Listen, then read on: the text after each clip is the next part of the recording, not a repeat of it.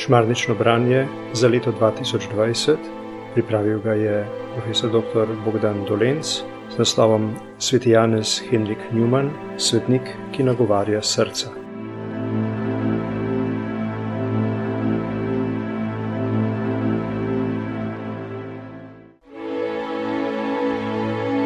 Tretji dan. Tudi Anglija je rodila svetnike.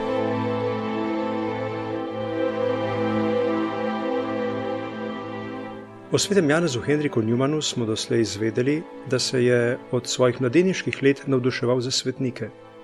Moja duša naj bo vedno s svetniki, je zapisal.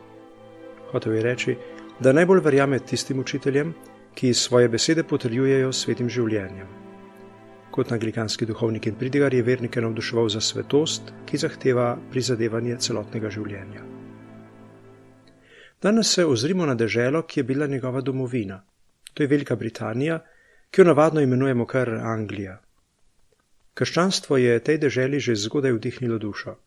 Rodila je veliko svetnikov. V vsakem večjem mestu stoji sijajna gotska katedrala, po deželi pa se kot slepe priče iz davnine dvigajo kvišku ruševine starodavnih samostanov, ki še vedno vzbujajo občudovanje. Velika Britanija ima krščansko dušo, kakor jo ima vsa Evropa, le da je na to pozabila. Potem, ko v 5. stoletju iz rimske province Britanije odidejo Rimljani, otok naselijo germanska ljudstva, ki se med seboj srdito borijo za prevlado. Ob koncu 6. stoletja papež Gregor Veliki pošlje benediktinskega meniha Avguština s tovariši, da prebivalcem v jugovzhodni Angliji oznanijo evangelij. Z misionarji pride v deželo, ki je dotlej poznala samo osvajanje in nasilje, evangelij o božji ljubezni in usmiljenju. Gradijo se samostani, v katerih črni benediktinski menihi in kasneje cistercijani prepevajo psalme, prepisujejo dragocene knjige in pišejo razlage svetega pisma. Menihi širijo evangelij iz mest na deželo. Cvetoče samostanske šole vzgajajo misionarje, ki iz Anglije, Škotske in Irske odhajajo na celino. S svojim blagim misijonskim pristopom, ki sprejema vse, kar je resničnega in dobrega, ter izključujejo vsako nasilje, prinašajo Evropi luč evangelija in baklo kulture.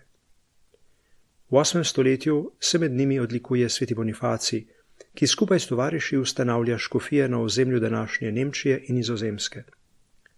Iz Anglije pride skupaj z bratoma tudi opatinja sveta Valburga. Vsi ti širijo češčenje angleških svetnikov, kot je bil kralj sveti Ožbalt, ki mu je tudi pri nas posvečenih več cerkva. Svetniki so bili tudi nekateri kralji in škofje, med njimi sveti Tomaž Becket, mučenec v boju za svobodo in pravice cerkve.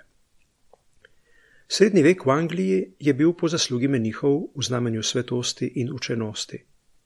Takrat so nastale tudi prve univerze, ki so bile povsem cerkvene ustanove. Oxford ob koncu 11. in Cambridge v začetku 13. stoletja. V naslednjih stoletjih so se na Angleškem dvignile k nebu sijajne katedrale in samostanske cerkve, ki so danes skoraj vse v ruševinah. Reformacija v 16. stoletju je namreč prišla kot uničujoč orkan. Kralj Henrik VIII je deželo odtrgal od papeža in se razglasil za poglavarja angleške državne cerkve. Kdor mu ni prisegel zvestobe, je izgubil glavo.